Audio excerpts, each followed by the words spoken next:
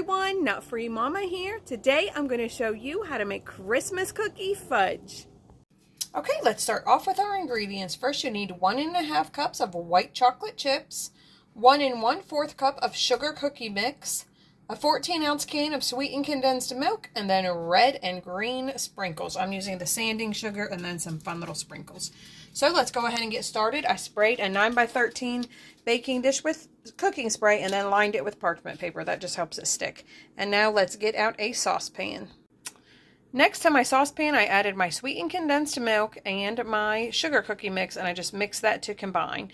Next, I'm going to add the white chocolate chips and turn my burner on low and just stir that continuously until it's all nice and melted. Everything looks pretty melted to me, and that did take a while, and it is pretty thick as you can see, so just be prepared for that. But now I'm going to add in my sugar crystals, the green and the red, because it's fun, and then spread it into my prepared pan. All my sprinkles have been added, and I just spread that out as best you can into your prepared pan. Now I'm going to add my fun sprinkles to the top. That looks so cute. Then I just kind of press mine in with my hands too, just to make sure that it gets incorporated in there so it doesn't just fall off when you take a bite. So next we need to get this in the refrigerator for 30 minutes.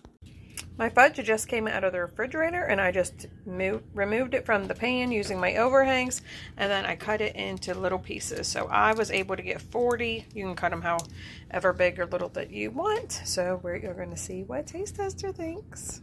Hey, Taste Tester. Hi. Have a little taste. Okay. Yeah, enough for now. That's good. Do you like it? Yeah. All right, everyone. Come back and see us again. Don't forget to like and subscribe. Subscribe. Merry Christmas.